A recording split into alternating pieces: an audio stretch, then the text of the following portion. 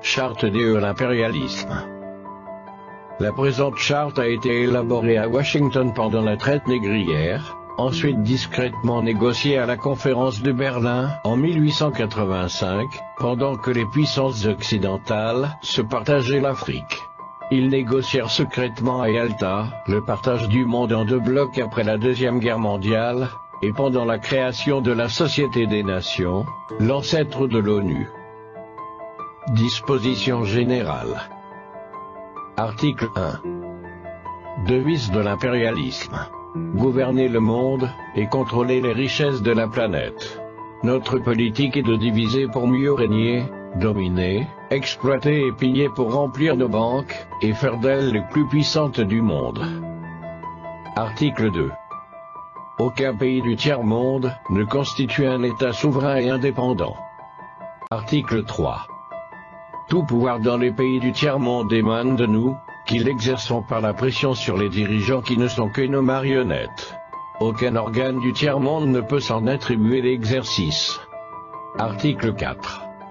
Tous les pays du tiers-monde sont divisibles, et leurs frontières déplaçables selon notre volonté. Le respect de l'intégrité territoriale n'existe pas pour le tiers-monde. Article 5. Tous les dictateurs doivent mettre leur fortune dans nos banques pour la sécurité de nos intérêts. Cette fortune servira de dons et crédits accordés par nous comme assistance, et d'aide au développement aux pays du tiers-monde. Des régimes politiques. Article 6. Tout pouvoir et gouvernement établi par nous est légal, légitime et démocratique. Mais tout autre pouvoir ou gouvernement qui n'émane pas de nous est illégal, illégitime et dictatorial, quelle que soit sa forme et sa légitimité. Article 7. Tout pouvoir qui oppose la moindre résistance à nos injonctions, perd par le fait même sa légalité, sa légitimité et sa crédibilité. Il doit disparaître. Des traités et des accords. Article 8. On ne négocie pas les accords et les contrats avec les pays du tiers-monde, on leur impose ce qu'on veut, et ils subissent notre volonté. Article 9. Tout accord conclu avec un autre pays, ou une négociation sans notre aval est nul, et de nul effet. Des droits fondamentaux. Article 10. Là où il y a nos intérêts, les pays du tiers-monde n'ont pas de droit. Dans les pays du Sud, nos intérêts passent avant la loi et le droit international. Article 11. La liberté d'expression, la liberté d'association, et les droits de l'homme n'ont de sens que dans le pays où les dirigeants s'opposent à notre volonté. Article 12. Les peuples du tiers-monde n'ont pas d'opinion, ni de droit, ils subissent notre loi et notre droit. Article 13.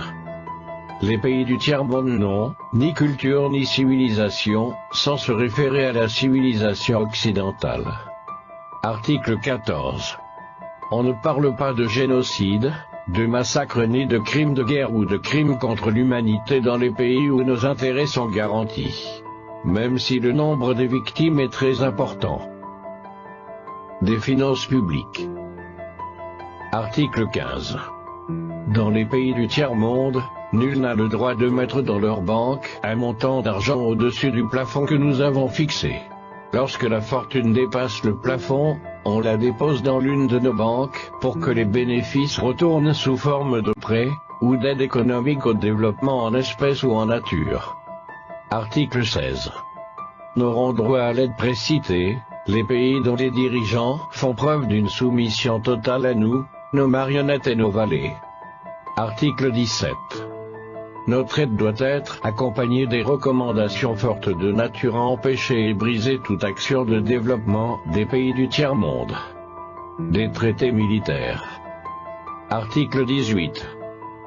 Nos armées doivent être toujours plus fortes et plus puissantes que les armées des pays du tiers-monde. La limitation et l'interdiction d'armes des destructions massives ne nous concernent pas, mais s'imposent aux autres. Article 19. Nos armées doivent s'entraider et s'unir dans la guerre contre l'armée d'un pays faible pour afficher notre suprématie, et se faire craindre par les pays du tiers-monde. Article 20. Toute intervention militaire a pour objectif de protéger nos intérêts, et ceux de nos vallées. Article 21.